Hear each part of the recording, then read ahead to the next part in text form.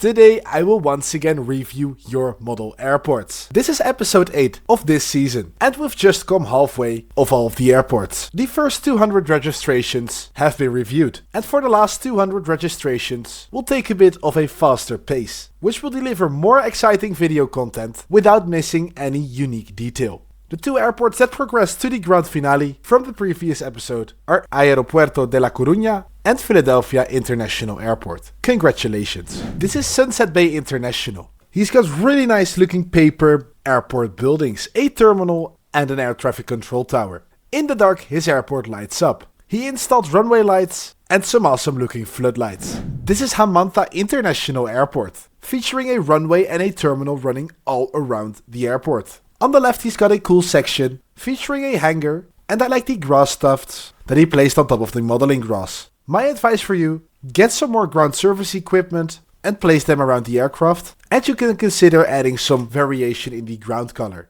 by for example painting the apron a light tint of grey and leaving the runway the asphalty color. Here is Herbert International Airport, a regional airport featuring a small terminal. The ground service equipment, like the ground power unit and all of the baggage equipment, look really neat, and they add a nice effect to the realism on the airport. Furthermore, I like all of the tiles that he created using a ruler and a pencil. They are about 2 by 2 centimeters in dimensions. Something that you could add in between all of the aircraft stands are floodlights. They don't actually have to light up, though they will give an awesome 3D effect. This is the colorful HP International Airport, with a bunch of unique features, which I will all show you. He's got a very cool cardboard hangar. I really like the Airbus coloring on there. The big fuel tanks in the foreground are a great addition to the airport as well. And so are these two tiny hangars with some modeling grass on the top of them, by which I assume they have a military purpose. The land side of the airport looks very colorful. I like the road with all of these signs and a bunch of traffic. The scenery with the tropical palm trees is very nice as well. Lastly, in front of the runway, he added these approach lights, using some wooden skewers. Overall, a really cool model airport. Here we have a replica of the real-world St. Maarten Airport. In terms of layout, I think you have done a very nice job. When we compare this airport to the actual St. Maarten Airport on Google Earth, the layout is very recognizable. Though I have two things to consider for you. Firstly, you see all kinds of different patches.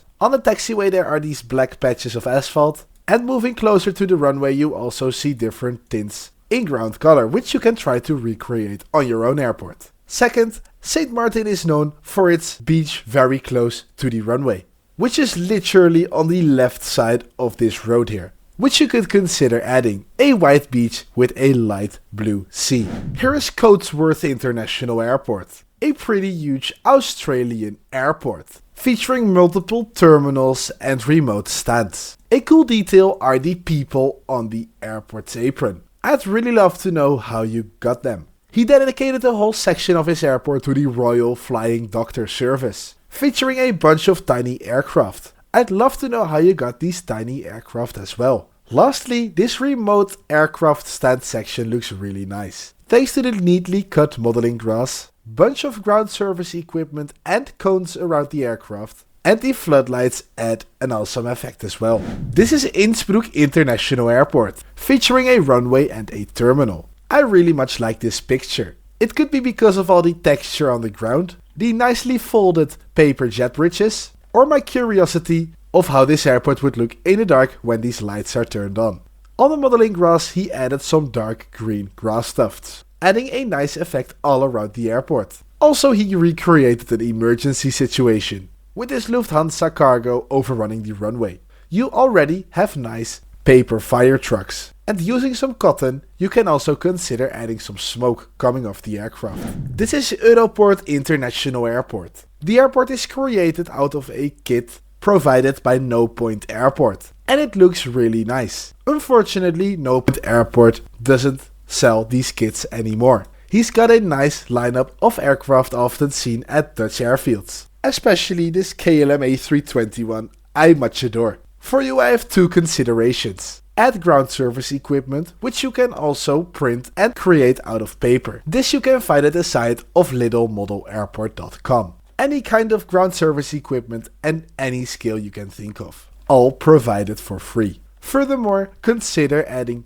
real modeling grass at the places where the green grass has now been printed. This is Katowice International Airport, featuring a bunch of aircraft stands and paper-made buildings. A cool looking hangar, and what I like is that he added branding to all of the buildings. Also, he has a small military section where he has got these fighter jets lined up, which looks lovely. Overall, a really steady model airport. Here we have Grenoble Isère Airport, a regional airport featuring a few aircraft stands and a general aviation section. What I like about these aircraft stands is that he uses a darker tint of grey and a lighter tint of grey here on the right. The ground markings look really neat, and these red-white fences in between the road and the aircraft stands are a nice addition as well. Also, this fence in between the land side and the air side of the airport is a great detail. The modeling grass on this airport looks really neat. And he added some small poppy lights on the side of the touchdown zone as well. This general aviation section seems really organized to me, featuring a small helipad, a few aircraft stands and a hangar. Overall, a pretty cool and complete model airport.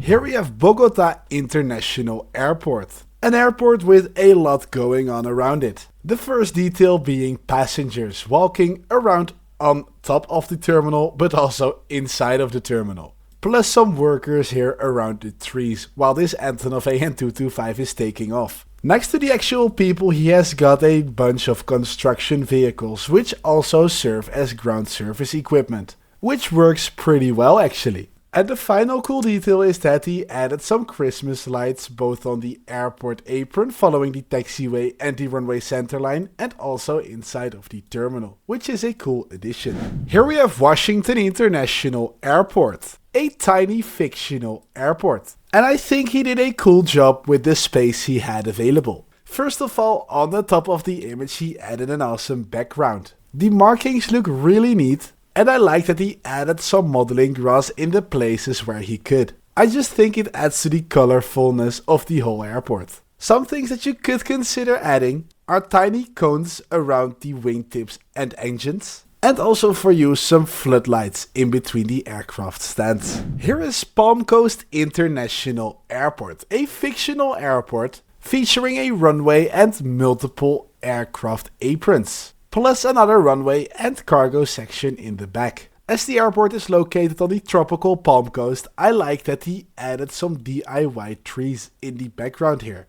which give the tropical touch to the airport. Also, he added some light blue water around the runway, which is a cool and tropical detail. And finally, he added some dirt instead of modeling grass, which is often seen in dry tropical areas. This is the Swissair terminal in Zurich, a single terminal with some aircraft stands and of course Swissair aircraft. I like that he branded the terminal with the Swissair logo. My advice for you would be to get some more Swissair model aircraft so your airport will look more alive. Also, you can consider adding modeling grass in between the road and the aircraft apron, on which you could add some trees, a fence, flowers and bushes. This is the cardboard Chattanooga Metropolitan Airport. Made fully out of paper and cardboard, this airport looks pretty structured. And even though it isn't too optimal for the space, I like all of the taxiways going everywhere here in the center. My biggest tip for you and your airport would be to add modeling grass on where now the green paint is. It will add such a significant difference and it will add realism, which you'll definitely not regret. This is Sunshine Airport in the USA, a single terminal airport featuring both wide-body and narrow-body stands, with all aircraft having a bunch of ground service equipment around them. What I think you can add to your airport is an air traffic control tower on top of the terminal, and also to add textures to the terminal like windows and a roof. Here we have a paper model airport called Phoenix Sky Harbor, and he has built a huge model airport in what seems like his living room. A huge terminal featuring gates for over 15 to 20 aircraft, 2 runways, and a small section in the bottom right here. He's got a nice amount of ground service equipment around the aircraft. Also, he has a windsock,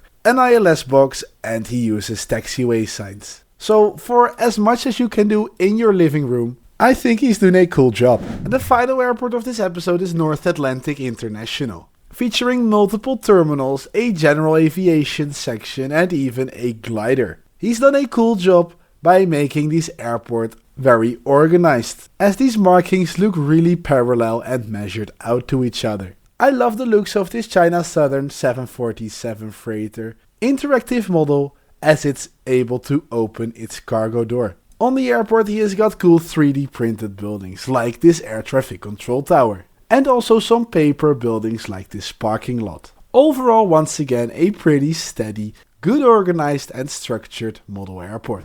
That's it for this episode. Comment down below whether you liked this more fast-paced style of reviewing model airports. Then I'd like to thank you for watching. Comment down below which airport should progress to the grand finale, and I will see you in the next video.